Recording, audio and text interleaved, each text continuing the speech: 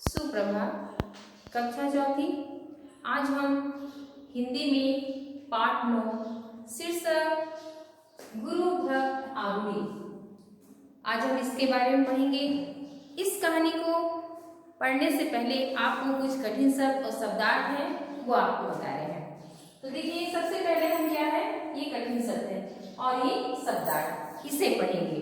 कठिन शब्द में है चिरंजीवी, आश्रम, पश्चिमी, गुरु भाई, फावड़ा, प्रतीक्षा, प्राकृतिक, मेड़, सामर्थ्य। ये है कठिन शब्द। इन शब्दों के आप बार बार उच्चारण करेंगे। अब देखिए क्या है शब्दार्थ। घटाए, बादल, दीर्घायु, लंबी उम्र, सी, ठंड, मंद, धीमी, प्रयत्न, कोशिश, श्रद्धा, विश्वास, गौशाला, गौओं को रखने का स्थान जहां पर गाय को रखा जाता है। अब इस पाठ में एक आश्रम है, जिस आश्रम में एक धौम्य ऋषि रहते हैं और धौम्य ऋषि के साथ उनके बहुत सारे शिष्य हैं। तो देखिए, धौम्य ऋषि कौन है? गुरु। और उपमन्यु, जगदंड, आरुणि, आनंद, आधारानंद, ये उनके शिष्य हैं। ये बहुत प्राचीन काल की कहानी है। प्राचीन काल में क्या होता था कि बच्चे आश्रम में आकर, गुरुकुल में आकर गुरु से शिक्षा प्राप्त करते थे और शिक्षा प्राप्त करने के बदले में वो उनकी सेवा करते थे। उनकी सेवा में क्या करते थे? उनके जो कृषि का कार्य होता था, जानवरों को की देखभाल करने का काम होता था, जंगल से लकड़ियां लाने का काम होता था, ये सब उनके लिए करते थे। वहीं पे रहते थे और वहीं पे शिक्षा प्राप्त करते थे और अपने गुरु की सेवा करते थे। ये प्राचीन काल में यही शिक्षा की परंपरा थी। तो आपको बताएं, एक आश्रम था, उस आश्रम में धौम्य ऋषि रहा करते थे। उनके आश्रम में बहुत से बच्चे थे जो शिक्षा प्राप्त करते थे। एक दिन सारे शिष्य गुरु के पास आए, वो ध्यान में लगे हुए थे। आते ही सारे के सारे शिष्य उन्हें प्रणाम करते हैं। तो वो आंख खोलते हैं और सारे बच्चों को चिरंजीव भय का आशीर्वाद देते हैं और पूछते हैं सभी से, क्यों तुम सब लोगों ने अपने सारे काम कर लिए? तो सभी एक साथ बोलते हैं कि हाँ, हम सभी ने सारे काम कर लिए। तो बोले, ठीक है, बारिश का ऐसा आकाश को तो देख के ऐसा लग रहा है कि आज बारिश नहीं होगी। तो आरुणि बोलता है कि नहीं गुरुजी, बारिश होगी, क्योंकि आकाश में एकदम काली घटाएं छाई हुई है, हवा भी ठंडी चल रही है। तो गुरुदेव कहते हैं कि क्यों? सही बात है, पश्चिमी हवाएं चल रही हैं, काली घटाएं छाई हुई हैं, तो वर्षा तो अवश्य होगी। तो आरुणि से पूछते हैं, आरुणि, तुम्हें गुरु माता ने जो काम दिया था उस काम को तुमने कर लिया? तो आरुणि बोलता है, जी गुरुदेव, गुरु माता ने मुझे छत के ऊपर आश्रम की रसोई के लिए जो मसाले सुखाए गए थे उन्हें नीचे लाकर देने को कहा था, तो मैंने गुरु माता को नीचे लाकर दे दिया, मेरा सारा कार्य समाप्त हो गया। तो गुरुदेव बोलते हैं, ऐसा करो, देखो बारिश होने वाली है, सभी लोग जाओ, जल्दी जल्दी से जितनी भी गाय हैं उन्हें आश्रम में ले आओ। तो सारे शिष्य बोलते हैं, ठीक है गुरुदेव, और जाने लगते हैं। तब गुरुजी आरुणि को रोकते हैं, बोलते, आरुणि, तुम थोड़ा सा रुको, तुमसे मुझे कुछ बात करनी है। तो उससे बोलते हैं कि बारिश बहुत तेज से होने वाली है और मुझे डर लग रहा है कि जो हमारे खेत हैं, खेत इस बारिश के कारण पूरा खेत बह न जाए, इसलिए तुम ऐसा करो कि तुम जाओ और खेत में जाकर वहां पे मेड़ बनवा दो और खेत की देखभाल करो। तो आरुणि बोलता है, जी गुरुदेव। तो गुरुदेव बोलते हैं, ऐसा करना, तुम अकेले मत जाना, साथ में आनंद को भी लेकर जाना, दोनों मिलकर उस कार्य को करना। तो बोलता है, जी गुरुदेव। इसके बाद सारे शिष्य चले जाते हैं। आरुणि और आनंद दोनों खेत की ओर चलते हैं। तो आनंद आरुणि से बोलता है, आरुणि तुम मेरे साथ मत चलो, मैं अकेले जाकर इस सारे काम को कर लेता हूँ। तुम गुरुदेव से कुछ दूसरा काम मांग लो और उस काम की आज्ञा लेकर तुम उस कार्य को कर लो। तो आरुणि बोलता है, नहीं गुरु भाई, बारिश बहुत तेज से आने वाली है, अगर हम दोनों मिलकर काम करेंगे तो वो काम जल्दी हो जाएगा। दोनों हाथ में फावड़ा लेकर खेत की ओर चले जाते हैं और खेत में जब जाते हैं अपना काम शुरू कर देते हैं।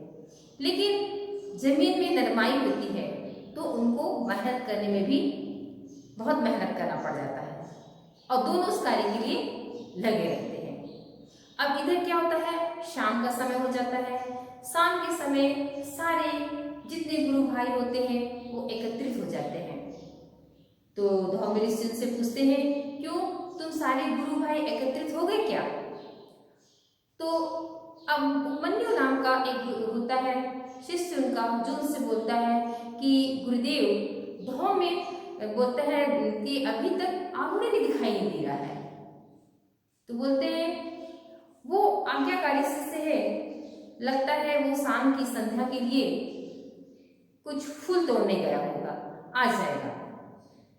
लेकिन संध्या का समय हो जाता है, पूजन का समय हो जाता है, लेकिन आरुणि वहां नहीं पहुंचता है। तो सारे लोग आपस में बात करते रहते हैं। इतने में धौम्य ऋषि आते हैं और बोलते हैं कि क्या हुआ, अभी तक आरुणि नहीं आया क्या? बोलते हैं कि नहीं गुरुदेव, आनंद भी साथ में गया था, लेकिन वो तो आ गया, लेकिन आरुणि अभी तक नहीं आया। तो बोलते हैं मुझे तो बहुत चिंता सता रही है, इतनी काली घटाएं हैं, बारिश हो रही है, बिजली चमक रही है, बादल गरज रहे हैं, मैं जा रहा हूँ आरुणि की खोज करने के लिए। तो उपमन्यु नाम का एक शिष्य होता है, बोलता है गुरुदेव हमें आज्ञा दीजिए, हम जाते हैं आरुणि को लेकर आएंगे। अब इसके बाद क्या होता है, उपमन्यु और उसके साथ एक और गुरु भाई उसको ढूंढने के लिए जाते हैं। अब जाते हैं तो रात का समय, अंधेरा, काली घटाएं छाई हुई है, बारिश हो रही है, बिजली चमक रही है और जोर जोर से उसको आवाज लगाते हैं, आरुणि आरुणि आरुणि। चारों तरफ ढूंढते हैं लेकिन आरुणि उन्हें कहीं भी दिखाई नहीं देता है। तो वो लोग सोचते हैं मन में, कहीं ऐसा तो नहीं इस पानी के बहाव में आरुणि कहीं बह गया होगा। बहुत ढूंढने के बाद जब उन्हें नहीं मिलता तो वापस आश्रम में आते हैं और गुरु से बोलते हैं कि हमें आप क्षमा करें, हमने बहुत कोशिश की लेकिन हमें वो नहीं मिला। तो गुरुदेव बहुत चिंतित हो जाते हैं और बोलते हैं अब मैं स्वयं जाऊंगा। और वो जाते हैं, उनके साथ सारे आश्रम के शिष्य भी चले जाते हैं। अब वहां पर कुछ दिखाई नहीं देता है क्योंकि एकदम अंधेरा रहता है और आरुणि आरुणि करके सारे लोग आवाज लगाते रहते हैं। गुरुदेव उनको चारों दिशाओं में भेज देते हैं शिष्यों को कि चारों दिशाओं में जाकर आवाज लगाओ। उन लोग आवाज लगाते हैं जोर जोर से, लेकिन आरुणि का कहीं पता नहीं चलता। इतने में एक शिष्य को थोड़ी सी उसकी आवाज सुनाई देती है और बोलते हैं गुरुदेव इस तरफ से आरुणि की आवाज आ रही है।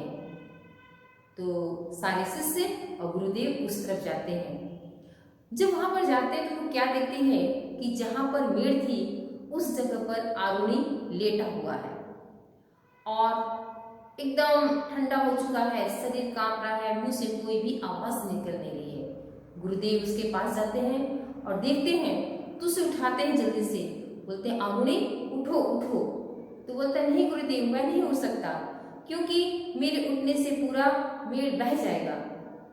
तो गुरुदेव से समझाते हैं कि इस प्राकृतिक आपदा से कोई भी लड़ नहीं सकता, उसको हम बाद में देख लेंगे, अभी तुम उठो। उसे उठाते हैं, वो ठंड से कांपता रहता है। गुरुदेव उसे एक कंबल उठाते हैं, बोलते हैं अभी तुम्हें ठंड बहुत लग रही है, पहले तुम कंबल ओढ़ो। तो आरुणि बोलता है गुरुदेव मैं आपकी आज्ञा का पालन नहीं कर सका, मैं खेत की रक्षा नहीं कर सका, मैंने बहुत कोशिश की लेकिन मेरी मेहनत विफल हो गई। पानी का बहाव बहुत तेज था जिसकी वजह से ये मेड़ बह गया। तो गुरुदेव बोलते हैं नहीं आरुणि तुमने तो अपने सामर्थ्य से ज्यादा किया, मैं तुम पर बहुत खुश हूँ, तुम मुझसे क्या मांगना चाहते हो, मुझसे मांग लो। तब आरुणि कहता है, गुरुदेव बस मुझे आपका आशीर्वाद चाहिए, आपकी कृपा दृष्टि मुझ पर बनी रहे, बस मैं इतना ही चाहता हूँ। इसके पश्चात आरुणि और जो शिष्य थे, गुरु जल्दी जल्दी आश्रम की ओर लौटते हैं।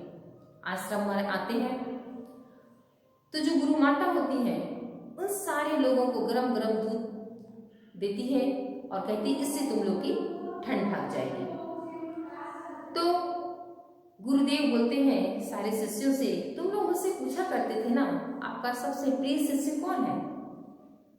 तो बल बोलते हैं, आज मैं तुम लोग को बताना चाहता हूँ कि मेरा सबसे प्रिय शिष्य है आरुणि, क्योंकि इसमें समर्पण की भावना है, इसमें गुरु के प्रति समर्पण की भावना है। जिसमें समर्पण की भावना होती है वही सच्चा गुरु भक्त होता है। तो प्रिय बच्चों, इस पाठ से हमें क्या शिक्षा मिलती है कि हमें समर्पण की भावना होनी चाहिए। हमारे मन में दिखावा बिल्कुल नहीं होना चाहिए। जो भी करें हम मन से लगन से करें, तभी हम एक सच्चे शिष्य कहलाएंगे।